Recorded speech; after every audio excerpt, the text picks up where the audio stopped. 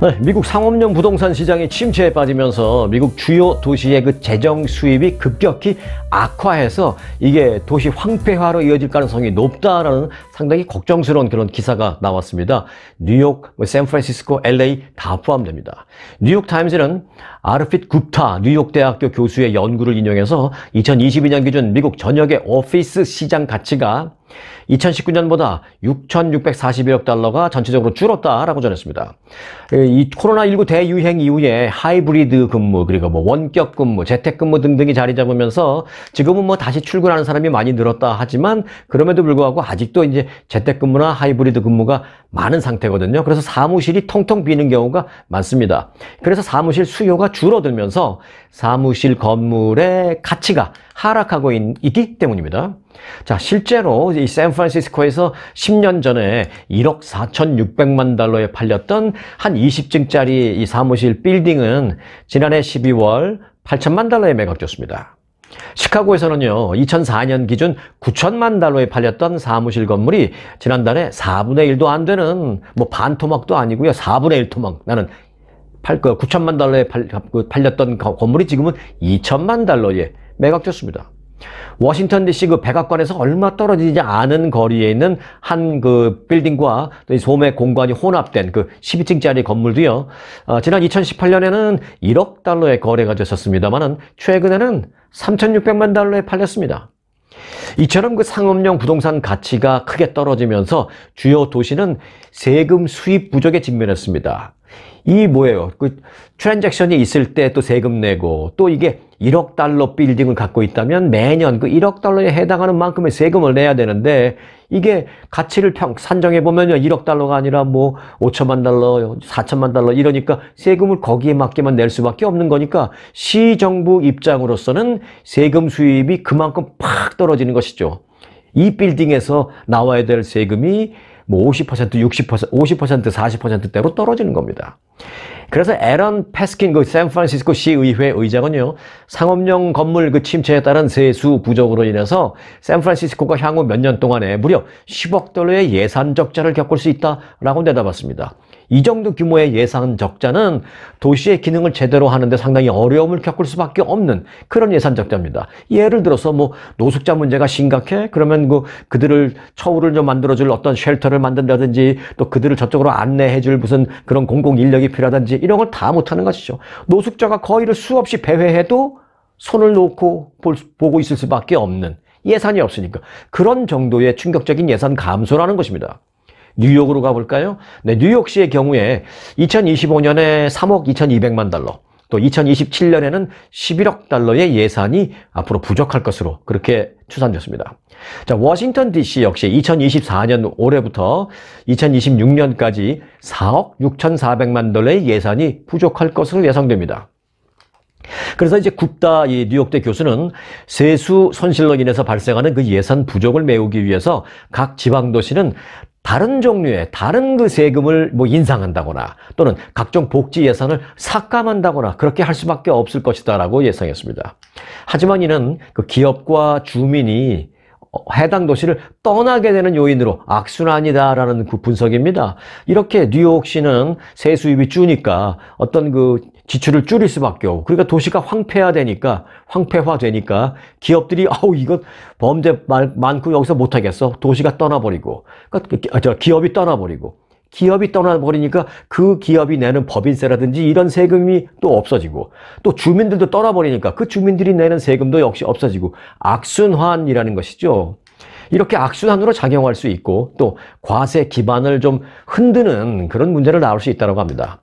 굽다 교수는 상업용 부동산 침체로 인해서 세수 부족을 겪는 도시는 마치 제조업체들이 문을 닫아서 각 지역 도시들이 순식간에 황폐화된 지난 1960, 70년대 미국의 그 러스트 벨트 지역과 매우 흡사하다라고 그렇게 비유했습니다. 지난 10월 무디스 투자자 서비스는 애틀란타와 이 보스턴을 상업용 부동산 가격 하락의 가장 위험한 곳으로, 가장 취약한 곳 중 하나로 꼽았습니다. 제가 앞서 얘기 드렸던 샌프란시스코, 뉴욕, 워싱턴 DC는 얘도 아니고 그보다 더 사실은 취약한 게 애틀란타와 보스턴이라는 것입니다. 무디스는 당시 보고서를 통해서요, 온라인 구매가 증가하고 사무실 밖에서 일하는 추세가 맞물리면서 상업지구에서 이루어졌던 소비가 상당 부분 사라졌다라고 지적했습니다. 그래서 이제 이미 주요 대도시는 최악의 상황에 대비하고 나섰습니다.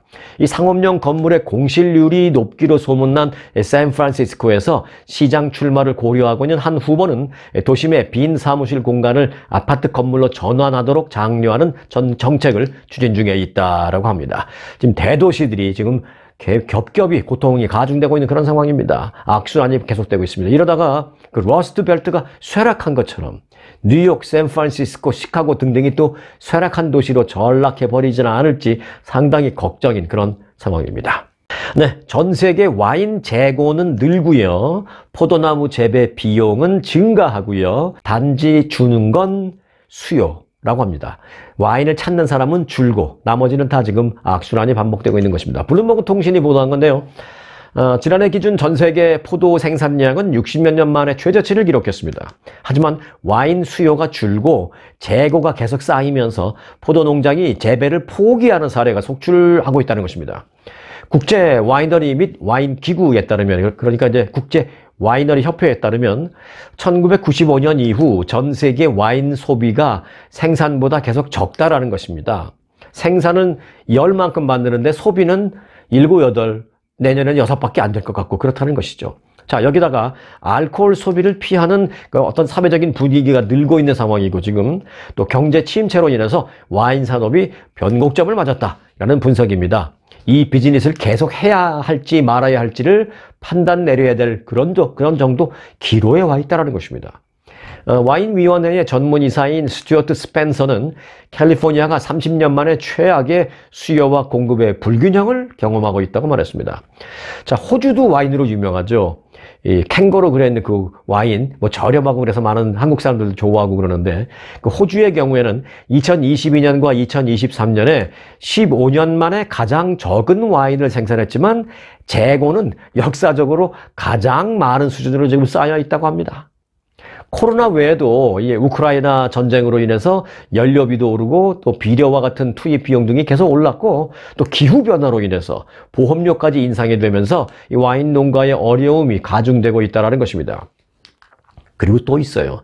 요즘 그 젊은이들이 과거에 비해서 음주를 덜 하는 그런 분위기가 있습니다. 그렇기 때문에 이 와인 업계 중에서도 그 레드 와인 업계가 더 심한 압박을 받고 있습니다. 요즘 젊은이들은요, 와인이나 뭐 맥주나 웬만하면 이제 술을 잘 안 마시려고 하는 그 영향도 좀 있고, 그리고 이제 운동하고 막 그러죠. 그리고 운동 끝나고 나면 프로틴 파우더 먹고 막 이런 거 좋아하잖아요. 그런데 그래서 와인 한 잔 먹어야 되는 그런 기회가 있다면 요즘 젊은이들은 레드 와인보다는 화이트 와인이나 뭐 로제 이런 거를 많이 먹는다고 합니다. 그래서 더더욱이 와인 농가 중에서도 이 레드 와인 농가가 가장 먼저 치명타를 받고 있다는 것입니다. 보르도 와인 협회의 한 대변인은 레드 와인 대신에 저알코올 스파클링 와인이나 또는 로제 와인 또는 화이트 와인을 마시는 사람들이 많이 늘고 있어서 걱정이다라고 말하고 있습니다. 이 Z세대, 이 Z세대 소비자의 그 알코올 소비가 줄어들면서 무알코올 음료 붐이 불고 있는 것도 와인 농가에는 악재입니다. 레드 와인 생산자 대부분은 올해 수익을 낼 수 있다고 기대하는 사람이 거의 없다라고 합니다. 농사는 내가 평생 해오던 일이니까 뭐 포도 농사는 했지만 올해 수익이 있을 거라고 생각하지는 않는다. 다 그렇게 생각하고 있다는 것이죠. 스페인에서는요, 이 레드 와인이 공급 과잉인 반면에 화이트 와인 수요는 좀 더 늘고 있다고 합니다. 자, 이에 그 일부 레드 와인 농장은 포도나무를 아예 확 갈아엎어서 뭐 아몬드를 기른다거나 아니면 수박을 재배한다거나 이런 식으로 아예 갈아엎기도 한다고 합니다. 프랑스는 그래서 정부 차원에서 와인 산업을 좀 보호하기 위해서 대응에 나섰는데요. 프랑스 정부는 그 전국 농부들을 돕기 위해서 2억 유로를 할당했다고 합니다. 그러나 공급 과잉이라기보다는 정확히 말해서는 수요 감소, 이 문제가 해결되지 않는 한 아무리 돈을 쏟아붓는다고 해결될 수 없다는 것이죠. 궁극적으로는. 그래서 지금 프랑스를 비롯해 유럽에 내놓으라 하는 그런 와이너리도 특히 이제 레드 와인을 중심으로 해서 큰 어려움을 겪고 있다. 이런 상황입니다. 세상이 좀 많이 변하고 있음을 이런 뉴스를 통해서도 우리가 알 수 있습니다. 저도 생각해보면 한 7, 8년 전까지만 해도 와인을 상당히 즐기고 뭐 일주일에 몇 병씩 사갖고 가서 이제 거의 매일 조금씩 마시기도 하고 좀 그랬었는데 어느 순간 뭐 재미없어서 안 마시더라고요. 제가 되돌아보니까. 저도 벌써 보니까 와인 소비를 꽤 해주던 제가 뉴욕에 있는 뭐 월스트리트저널 와인 클럽이라는 것도 있습니다. 거기에 막 멤버로 가입해서 막 새로 나온 거 받아먹고 막 이랬었는데 조금 하다 보니까 또 뭐 금방 재미없어서 또 뭐 맨날 뭐 와인 마시는 게 반잔 정도만 마시면 몸에 좋다라고 하고 저도 그거는 충분히 공감합니다. 근데 이제 사람이 마시다 보면 어떻게 반잔 마시고 말겠어요. 한 잔을 마실 때도 있고 어쩔 때는 2잔 마시기도 하고 막 이러니까 이렇게 해서는 건강을 위해서 반잔 마시려고 하다가 오히려 건강을 해치겠다 싶어서 아예 안 먹기 시작한 것도 꽤 됐다라는 생각이 듭니다. 이렇게 뭐 트렌드도 좀 바뀌고 많이 그런 것 같습니다. 자, 이번에는 잠시 여러분들을 그 영상으로나마 여행지로 좀 모시고 가도록 하겠습니다. LA는 US 아주 추워. 박평식 대표의 2분 여행 칼럼 잠시 듣고 오시겠습니다. 여러분 안녕하십니까. 이탈리아라고 하면은 그 전에 로마를 연상하시면 됩니다. 로마 때 제국이 있던 곳이 바로 이탈리아다 이렇게 생각하시면 되겠습니다. 지금의 로마시는 그냥 하나의 이탈리아 국가의 그 도시 중에 하나일 뿐이지 그 속에는 많은 유물들이 나오고 있습니다. 그래서 로마만 해도 맨날 며칠을 가도 구경거리가 많은 곳이 로마입니다. 근데 이태리에서 유명한 곳 중에 하나가 또 베네치아라고 있으면 아시죠 여러분. 베니스라고도 합니다. 어떤 분들은 베니스는 갔는데 베네치아는 안 갔잖아 하고 말할 정도로 좀 영어와 그리고 이태리어로 할 때에 조금 그 차이점도 조금은 있는 게 사실입니다. 그 베니스는요 지금요 물속으로 깔아앉고 있다고 하는 그런 게 지금의 그 뭡니까 물보다도 더 낮은 그러니까 네덜란드 같은 그런 식으로 지금 되고 있던 도시가 물속으로 깔아앉고 있다고 볼 수 있어요. 왜냐하면요 그 베니스라는 건 여러 섬으로 이루어져 있는데 그 섬이 원래부터 그 자연적으로 생긴 섬이 아니고 인위적으로 만든 섬입니다. 이 밑에 말뚝을 만들어서 그 위에다가 땅을 만들고 이렇게 해서 그 섬을 만들고 인위적으로 만든 섬이다 이렇게 생각하시면 되겠습니다. 그럼 왜 그렇게 했는가 하면은 옛날에 여러분 훈족이라고 들어보셨을 겁니다. 훈족 아마 서양에 들어가서 훈족이 됐는데 한족인 것 같아요. 우리가 역사적으로 돌이켜보면은 한족 그러니까 우리나라 그 우리의 조상들이 대한할 때 한족인데 그 중국 사람들이 또 우리나라를 본따서 자기네들 또 한족이라고 옛날에 서양에서는 그렇게 해서 그 한이라는 말이 넘어가서 훈으로 된 것 같습니다. 그래서 지금도 그 헝가리라는 나라가 있는데 훈가리입니다. 훈가리 HUNGARY 해서 훈가리 훈족의 나라 이런 뜻으로 헝가리라고 되어 있거든요. 그러니까 그 동양 사람들이 서양으로 들어가서 서양 사람들을 밀어내고 그런 게 쉽게 말하면은 훈족이 그 들어가서 게르만족을 밀어내니까 그 게르만족들이 밀려서 어디로 가는가 하면은 지금의 그 노르웨이, 스웨덴 쪽으로 밀려가기도 하고 또 일부는 그 러시아 쪽으로 밀려간 민족도 있고요. 여러 족속들이 거기서 갈라집니다. 그래서 그 중에서 또 게르만족은 그 당시 로마로 들어갑니다. 뭐 쳐들어갔다기보다도 어떻게 생활하다 보니까 좀 밀려가기도 하고 용병으로 가기도 하고 해서 결국은 그 게르만족에 의해서 그 로마가 멸망하는 그런 사태까지 벌어지죠. 그래서 그 베니스는 어떻게 생성됐나 하면은 훈족이 쳐들어오니까 훈족은 배를 쓸 줄 모르는데 배를 못하니까 그냥 그 농사를 짓다가 농사 지은 것을 갖고 빨리 배를 타고 섬으로 도망을 갑니다. 그러니까 화살을 아무리 쏴도 그 섬까지는 도착을 못합니다.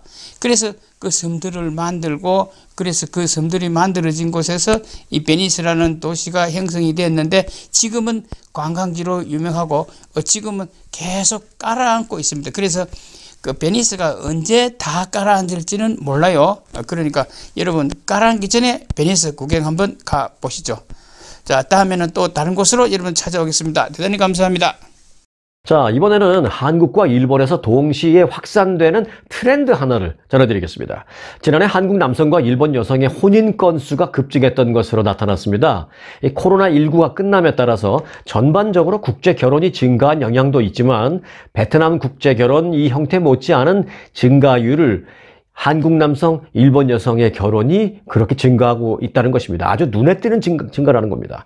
일각에서는요, 일본 여성들의 그 한국 남성 선호 현상이 유행처럼 번지고 있다고 전했습니다. 지난해 한국 남성과 일본 여성의 혼인 건수는 840건으로 전년 대비 40.2%가 증가했습니다. 지난해 전체 외국인과의 혼인 건수와 비교하면 일부이긴 하지만 여타 국적과 비교해서 증가세가 두드러진 모습입니다. 이 한국인이 외국인과 결혼하는 사례를 살펴보면 한국인 남성과 나이가 어린 베트남 여성의 국제 결혼 형태가 가장 흔합니다.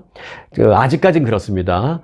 작년에는 이런 유형, 한국인 남성과 나이가 좀 많이 어린 베트남 여성의 결혼, 이런 유형의 증가가 48.3%였는데 그 다음으로 일본 여성과 한국 남성 간의 혼인 증가폭이 두 번째로 컸습니다.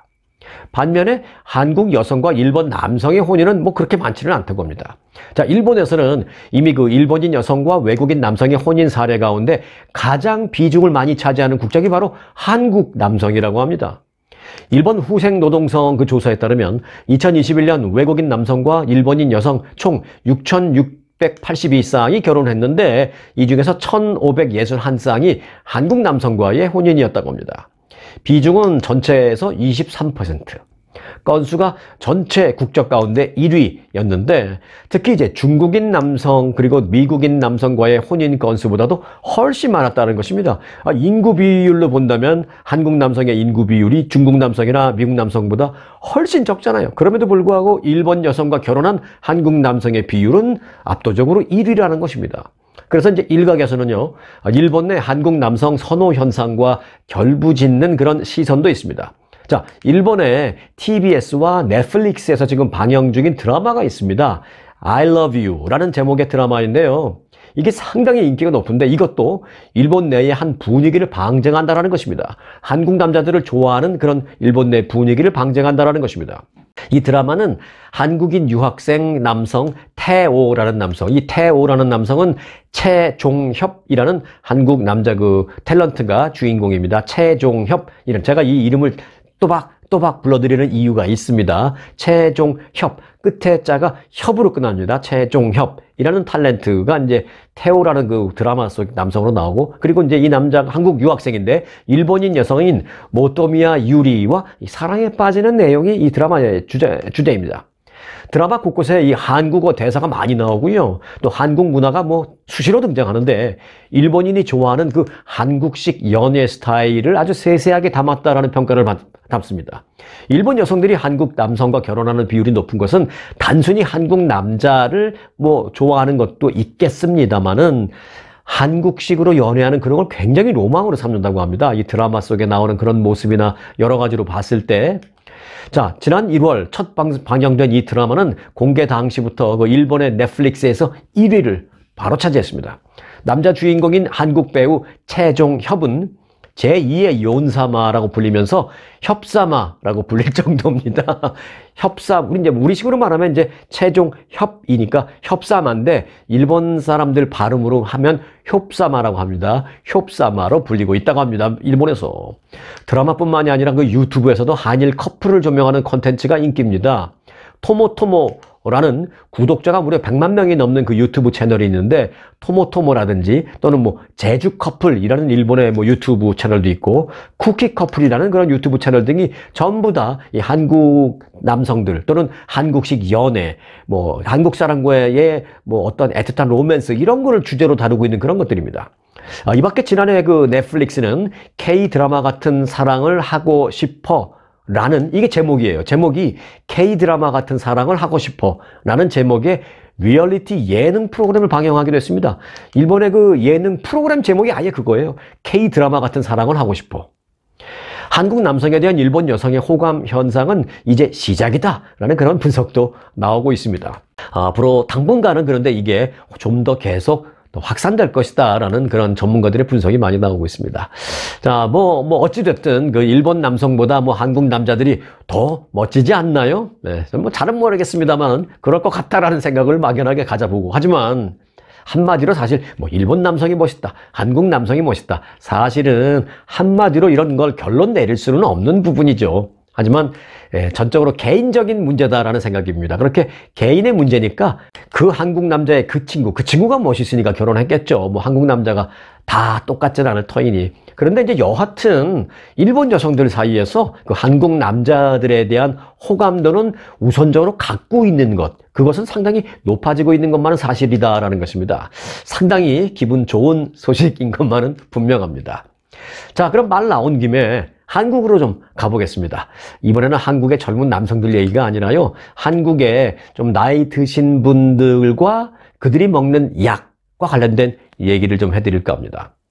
한국에서는 그 고령화에 따른 만성질환 증가로 인해서 동시에 여러 약을 복용하는 노인 환자들이 크게 늘면서 사망 위험 증가 등 각종 약물 부작용을 초래할 가능성이 커진다고 합니다. 그래서 이제 보건당국이 관리 강화에 나서겠다, 그렇게 밝히고 있습니다. 이 보건복지부에 따르면 복합질환 그리고 만성질환으로 이른바 다제약물 복용자가 증가하는 상황을 고려해서 건강 위험을 줄일 수 있는 관리 체계를 올해부터 적극적으로 만들기로 했다고 합니다. 이를 위해서 먼저 처방과 약의 조제 그 단계에서부터 의약품 안전사용 서비스 이 DUR이라는 시스템을 한국에서 만들어서 그렇게 이제 관리 체계를 구축하겠다라는 것입니다. 실시간 의료 이용 확인 시스템 등을 활용해서 환자 특성을 고려한 맞춤형 처방 정보를 제공하는 그런 시스템을 만들겠다라는 것입니다. 정부 차원에서. 과다 복용하는 것이 아닌지, 과잉 복용하는 것이 아닌지, 이런 것을 관리 감독하겠다는 것입니다. 이 DUR은 의약품을 처방하거나 조제하는 의료인에게 의약품 안전 정보를 제공하는 시스템입니다. 건보공단 그 만성질환관리실의 통계 자료를 보면 노령화로 노인 인구가 증가하면서 당뇨병 등 1개 이상의 만성질환이 있고, 그래서 10개 이상의 약을 60일 이상 복용하는 사람이 빠르게 늘고 있다고 합니다. 10개 이상의 약을 동시에. 자, 여러 가지 약을 동시에 복용하고 있는 소위 다제약물 복용자는 2019년 81만 5천 명, 2020년 91만 6천 명, 2021년 108만 명. 그래서 이제 2021년 100명 이상으로 돌파한 데 이어서 2022년에는 117만 5천 명으로 급격히 늘고 있습니다. 이 여러 약을 같이 복용하는 다제약물 복용이란 일단 기본적으로는 5개 이상의 약물을 여러분들도 알아놓으시기 바라겠습니다. 미국 정부는 어떻게 정해놨는지 모르겠습니다만 한국 정부가 정해놓은 그래요. 5개 이상의 약물을 동시에 함께 복용하는 것을 한국에서는 다제약물 복용이라고 합니다. 이 다제약물 복용자는 다른 그 나라와 견주어서도 한국이 상당히 많다고 합니다. 이 OECD에 따르면 한국의 75세 이상 환자를 대상으로 한 다제약물 처방률은 70%로 OECD 평균 46%보다 훨씬 높았습니다. 하지만 처방약물 개수가 늘면 늘수록 입원율, 사망률이 더 높아진다라는 게 정부의 판단입니다. 이 5개 이상 다제약물 복용 그룹은 그렇지 않은 사람들에 비해서 입원율은 18%, 사망률은 25% 더 높았다라는 것입니다. 심지어 10개 이상의 약물을 동시에 복용하는 사람들도 있었는데 조사 결과 11개 이상 약물을 복용한 그룹을 한번 샘플로 삼아봤답니다. 11개 이상 약물을 동시에 복용하는 그룹은 2개 이하의 약을 복용하는 그룹보다 입원율은 무려 45%, 사망률은 무려 54%까지 높았다라는 것입니다. 자, 여러분들도 어떤 이유로 약물을 복용하고 계십니까? 그러면 내가 약물을 복용하는 게 종류가 몇 가지인지, 건강제품 이런 거 말고요. 치료약 종류가 몇 가지인지 한번 세심하게 보시기 바라겠습니다. 5가지인지, 5가지를 넘는지, 아니면 정말 10가지씩 되는 것인지 잘 보시고 필요하다면 주치의와 좀 상의도 좀 해주시기 바라겠습니다. 네, 한국의 노인분들 약을 너무 많이 먹는 그런 얘기를 해드렸는데, 이번에는 한국의 어린이들, 유치원 어린아이들이 공부 스트레스를 너무 많이 받는, 이 노인분들은 약을 너무 많이 먹고, 어린아이들은 유치원에서 스트레스를 너무 많이 받는 그런 얘기가 있어서 좀 전해드리려고 합니다. 한국에서는 지난해 초, 중, 고교생 사교육비가 역대 최고 수준을 기록했습니다. 이런 가운데 유치원생들도 사교육비가 크게 늘고 있어요. 유아 영어 학원비, 유치원 영어 학원비가 월 평균 120만 원을 넘어선 것으로 나타났습니다. 더불어민주당 강덕구 의원이 교육부에서 받은 자료를 분석한 결과 이른바 영어 유치원으로 불리우는 유아 영어 학원의 월 평균 교수비가 지난해 12월 기준으로 121만 원이었습니다. 지역별로는 세종시가 149만 원으로 가장 높았고요. 세종시에 그 정부 고위 공무원들 많이 가 있으니까 149만 원으로 가장 높았고, 이어서 인천이 143만 원, 서울이 142만 원, 충남이 137만 원의 순이었습니다. 자, 유아 이 영어 학원 수는요, 2019년에 한국에 615개에서 지난해에는 842개까지 급증했습니다. 강덕구 의원은 학령 인구, 그러니까 이제 공부할 학교에 갈 그 인구 감소에도 불구하고 이렇게 영어 학원의 그 숫자가 는다라는 것은 이례적인 일이다라고 말하고 있습니다. 그리고 예비 초등학교 1학년, 그러니까 이제 유치원생이죠. 유치원생들을 대상으로 한 레벨 테스트가 소위 7살 고시, 7세 고시라고, 그러니까 뭐 사법고시, 무슨 뭐 외무고시, 그런 게 아니라요. 7살 때부터 무슨 레벨 테스트를 보니까 이 레벨 테스트에서 잘 받아야 공부 잘하는 많은 애들이 있는 그 반을 들어가니까 이때부터 아이들과 아빠가 같이 스트레스를 받는 거예요. 그래서 뭐 사법고시, 외무고시가 아니라 고등고시, 그게 아니라 7세 고시라고 불릴 정도로 유치원생들의 영어 레벨 테스트가 그렇게 스트레스라고 합니다. 유아 사교육 시장은 점점 더 과열되고 있다라는 지적입니다. 영어 유치원은 아이들의 건강한 성장과 발달을 위해서 뭐 꼭 보내야 하는, 또는 혹은 또 뭐 꼭까지는 아니어도 보내면 좋은 그런 기관이라는 말도 있습니다. 의견은 좀 갈립니다만은 영어 유치원이 비싼 만큼 얻을 수 있는 것도 많이 있다라는 그런 학부모들도 물론 있습니다. 그런 찬성론자들도 있고요. 초등학교 이후 단계에서 영어 유치원 출신의 그 영어 실력이 일반 유치원 출신보다 월등히 좋다라는 그런 결론을 내리는 사람들도 좀 있습니다. 그렇겠죠. 하지만 영어 유치원 소위 신화의 의문을 제기하는 사람들도 많습니다. 시민단체 사교육 걱정 없는 세상이라는 단체는 지난 4월 1일 전직 유아 대상 영어 학원 강사 4명과 같이 인터뷰를 했는데요. 그러니까 전직 영어 유치원 강사 4명과 인터뷰를 했습니다. 그 간담회에서 실시해서 학원 근무 시절에 겪었던 문제점에 대한 증언을 취합해서 공개했습니다. 자, 이 보고서에 나온 얘기를 들으면 참 가관입니다. 강사들의 말을 그대로 옮기자면 이렇습니다. 강사들은 대체로 이제 원어민 교사들이었죠. 이제 미국에서 간 한국 2세들도 있고 그냥 백인, 요즘 흑인 분들도 많이 있고 그런 사람들인데, 그런 원어민 교사들의 전문성이 떨어진다라고 그 현장에서 많은 사람들이 말하고 있습니다. 이런 말도 합니다. 혹시 대학에서 유아 교육을 전공했습니까? 라고 인터뷰를 할 때 물었더니 안 했습니다. 나는 기계공학 했습니다. 나는 경제학 공부했습니다. 아니, 나는 미대 나왔는데요. 이런. 하지만 미국에서 태어나서 자랐으니까 영어는 잘하죠. 그러니까 영어만 구사할 줄 알면 한국에서 원하는 영어 학원에 취업이 되는 그런 상황이라는 것이죠, 지금. 그래서 그 선생님은 그런데 그냥 특별히 관심 없이 그냥 지나가듯이 온 취업을 한 사람이라 3주 뒤에 갑자기 그만둔다고 하길래 왜 그만두냐라고 동료 선생님이 물어봤더니 원장이랑 싸웠대요. 그래서 얼마나 여기서 일하셨습니까? 했더니 3개월 했습니다 라면서 네, 다음 선생님이 올 겁니다 그냥 가버렸답니다. 그런데 다음에 그 온 대타 선생님을 봤더니 이 선생님은 무슨 원어민 교사 하려고 한국에 온 게 아니라 1년간 한국에 살면서 여행을 하려고 왔다가 그냥 아르바이트식으로 오전에만 잠깐 2-3시간 내가 여기서 할게요. 그러고 하고 가는 그런 선생님이라는 것입니다. 이런 선생님이 와서 가르치니까 퀄리피케이션이 안 된다는 것이죠. 하지만 사교육 학원이라는 것이 나라에서 지침을 내려서 어떤 규정을 내서 반드시 아이들을 가르치는 학원 선생님은 대학 이상 나와야 되고 무슨 라이센스가 있어야 되고 그런 게 없으니까 그냥 아무나 영어만 하면 갖다 넣는 거예요.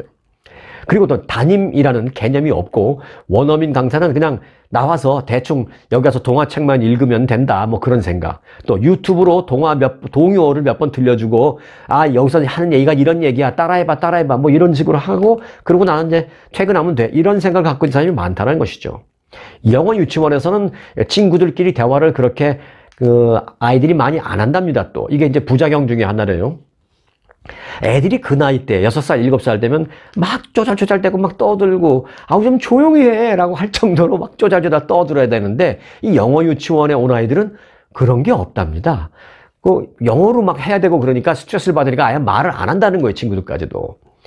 어떤 어린이는 처음에 왔을 때는 잘 웃고 뭐 잘 울고 그렇게 감정 표현도 액티브하게 잘하던 아이였는데 점심시간 후에 영어랑 또 중국어 클래스가 진행이 되니까 아이가 점점 표정을 잃어가더라라는 얘기도 있습니다. 그래서 하는 말이 걔가 다른 기관으로 심해서 이제 다른 유치원으로 옮겨갈 상황까지 됐는데 그 옮겨갈 때가 됐을 때 그 아이는 틱장애까지 왔다라고 전했습니다. 얼마나 스트레스가 강했으면. 자, 한국 정부가 지금까지 유아 대상 영어 학원 관리에 소극적이었다. 그런 지적도 나오고 있습니다. 앞으로 한국의 그 영어 유치원에 대한 찬반 논란이 이제 수면 위로 떠오를 전망입니다. 자, 이어서 보너스 뉴스를 전해드릴 시간인데요. 오늘 보너스 뉴스는 그래서 제가 앞서도 영어 유치원 얘기를 했기 때문에 이 언어와 관련된 주제를 제가 가져와 봤습니다. 그래서 오늘 보너스 뉴스의 제목은 부산 사투리인가 일본 말인가 입니다. 네, 무슨 말인가? 스토리는 이렇습니다. 조국 혁신당의 조국 대표가 최근 그 부산에서 지지자들과 만나서 부산 사투리를 사용했는데요. 이를 두고 일본어냐라고 비꼰 뉴스 앵커의 발언이 논란이 되었습니다.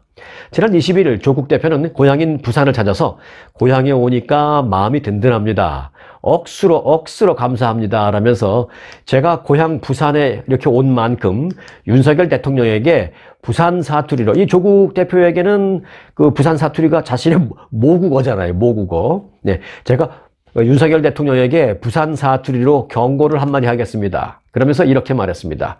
이제 그만 치아라. 제가 잘했나 모르겠습니다. 저도 뭐 사투리를 잘 못했어요. 흉내는 대충 내볼게요. 이제 그만 치아라마 라고 크게 외쳤습니다. 제가 이번에 좀 됐습니다. 이제 그만 치아라마 라고 외쳤습니다. 그러다 이제 많은 사람들이 박수를 치고 환호를 했죠.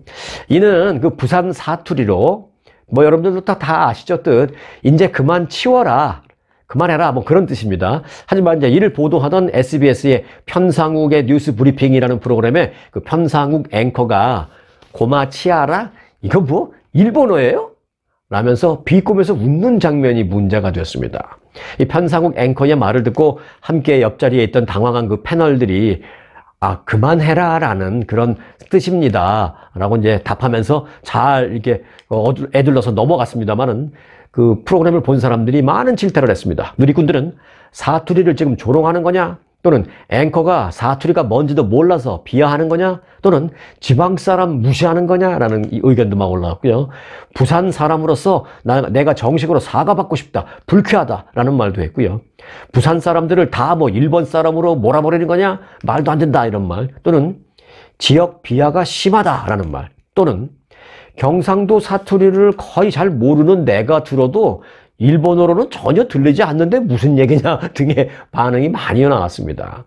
자, 저도 뭐 사투리를 잘 모릅니다만은 고마치아라가 무슨 뜻인지는 압니다. 왜냐면 저는 서울에서 태어나서 서울에서 쭉 자랐지만 뭐 저희 부모님도 뭐 지방 출신은 아니고 저희 부모님은 이제 그 황해도 출신인데 저는 뭐 서울에서 태어났으니까 서울에서 서울말만 썼는데 군대에 갔더니 한국에서 군대를 갔더니 그렇게 다양한 사투리, 다양한 언어가 있는지 처음 알았어요. 그때 뭐 처음으로 경상도, 전라도, 강원도 사투리 다 들었죠. 그래서 이제 그때 조금 알아듣기 시작했습니다. 그때 2중, 3중 언어를 조금 배웠죠. 그래서 그때 고마치아라가 무슨 뜻인지 제가 좀 그 정도는 압니다. 자, 뭐 그만해라 또는 뭐 적당히 좀 해라 뭐 그런 뜻이잖아요. 자신의 정치적인 성향과 관계없이 뭐 공중파의 앵커라고 해서 개인적으로 정치적인 성향이 왜 없겠습니까? 당연히 있을 수도 있죠. 하지만 프로그램을 진행할 때는 그걸 내려놓고 해야 되는 게 공중파 진행자잖아요. 공중파 아니더라도 이렇게 뉴스를 한다면 뭐 그걸 내려놓기 싫다면 아예 어떤 정파 성향을 간판을 걸어놓고 하는 그런 프로그램은 괜찮지만, 자, 자신의 정치적 성향과 관계없이 공중파의 방송 앵커가 정규 뉴스 시간에 유력 정당 대표의 말을 일본 말이냐라면서 이제 비아냥거린 거는, 그런 행위는 결코 정당해 보이지는 않습니다. 자신의 정치 성향과 뭐 맞지 않는다고 비싼 그 방송 시간에 그런 농담을 하는 행위, 고마 치아라 라고 좀 얘기해주고, 그분에게 좀 제가 그렇게 말을 하고 싶습니다. 고마 치아라. 오늘 영상은 여기까지입니다. 언제나 스토리가 있는 뉴스, 송앵커의 스토리 뉴스 여기서 마치겠습니다. 아니, 여기서 고마 치겠습니다.